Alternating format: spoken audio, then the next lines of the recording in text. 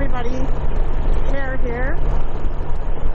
We are making our way home. We're probably, I don't know, 75 to 100 kilometers away from home, taking these back roads to get there. That's what we do. We don't like the mainstream traffic. We just love to get off the mainstream and into the back roads and into the countryside. So far on our way home, there's a lot of thought going on about our trip and how glorious it was, how wonderful it was, how amazing it was. I can't say enough about it. It turned out to be even better than we thought it would be. It turned out to be even more of an adventure than we thought it would be, which is really saying something. I'm so glad that we could do it. We probably put on about 1,000 kilometers. I'm not sure yet. I'll find out later. But we did go into some very, very remote places. We did see Braylorn, tiny little community, unincorporated in the BC mountains. Ghost town that was a mining camp, mining town, if you will, out of Braylorn, that is now a ghost town. Seen some old houses, old buildings, some remnants of the mining that they did there. We were off exploring one day out of the Braylorn little place and decided we want to go up and find the open pit mine.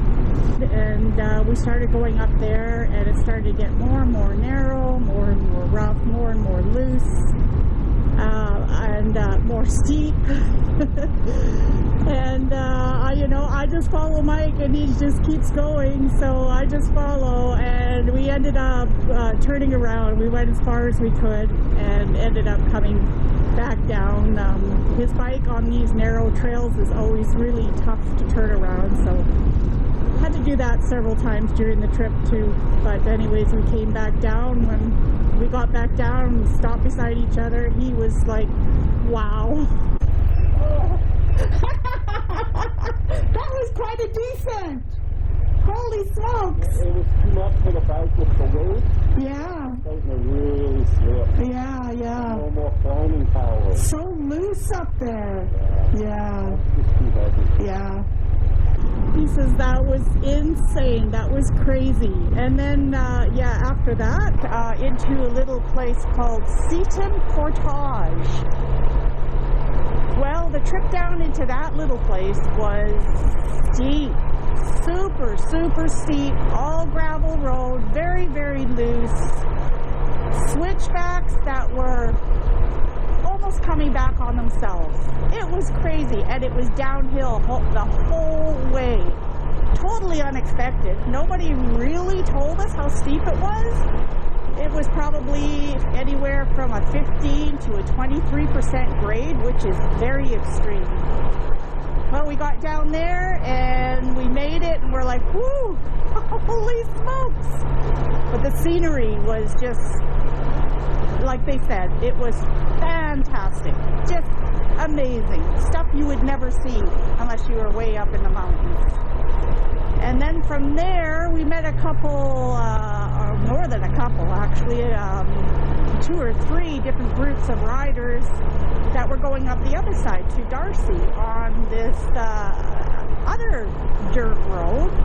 And from Darcy, you could go to Pemberton. And we wanted to go to Pemberton, so we thought, oh yeah, let's do it.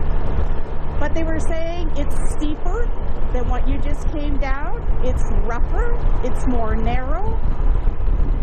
And we thought about it, and well, let's go try it. So we did. The first 5 kilometers were like, what am I doing? And it wasn't the machine, it was me. It was like, wow, this is insane. The road was right on the edge of a mountain and very, very steep on one side. Any mistakes at all, and I felt like, oh my gosh. So I just, I looked at the road, kept the canyon going, and did my best. And then after a while, it was like, oh, look what I just did. Holy I can do this. And the canyon, wow, what an amazing machine. It just goes. The tires are so amazing. The transmission and all of it. Just an amazing machine. I handled it really well. I felt like it was right in its element, and it totally was. So we conquered that road. I can't remember what it's called. That's another thing I have to look up when I get home. But it is the road that goes from Seaton Portage to Darcy and then to Pemberton. And then, of course, from Pemberton, we would take the Duffy Lake Road and head back to Lillooet and then spend the night there, and then we're coming home today. So I just want to give a word of thank you to all the women of road who followed my journey, my trip, who are always there, who are excited to see me do the things that I'm doing with my Canyon or my Riker. I hope you are encouraged. I hope you are encouraged. You don't have to, do anything technical or extreme. All you need to do is get out there and ride and be strong and be the woman you are and just show the world that we can do this. We're not going to be the people that sit at home anymore. And that's the goal. That's my goal, to have you women enjoy life as much as I'm enjoying life. And I really appreciate you being there, liking my posts, talking to me through the forum, and giving me encouragement. That encouragement means a lot. It is so big for me. Other women giving other women encouragement is just an amazing, amazing thing. We are creatures of the heart. It's a beautiful thing being a part of this forum. I am so appreciative of everything that it has given me, how it has enriched my life, how Can-Am has seen my passion and trusted me with this, $35,000 machine, and knowing that I will ride this to places where it should go. And I really, really appreciate that. They've been so good to me. They are a great bunch of people. And if you hear this, anybody that I'm working with in Can-Am, please know that you are very, very much appreciated. You're great people with a great product. Yeah, so I just wanted to say that. I always feel compelled to say something after a great trip on one of my Can-Am vehicles. And I just wanted to put this out to you women. I know who you are. I know who follows me. I know who sees me. I see you. And I feel your encouragement. I feel your love. And I want to give it back to you. So that's it for today. I will be telling you more about my journey in the next week or so.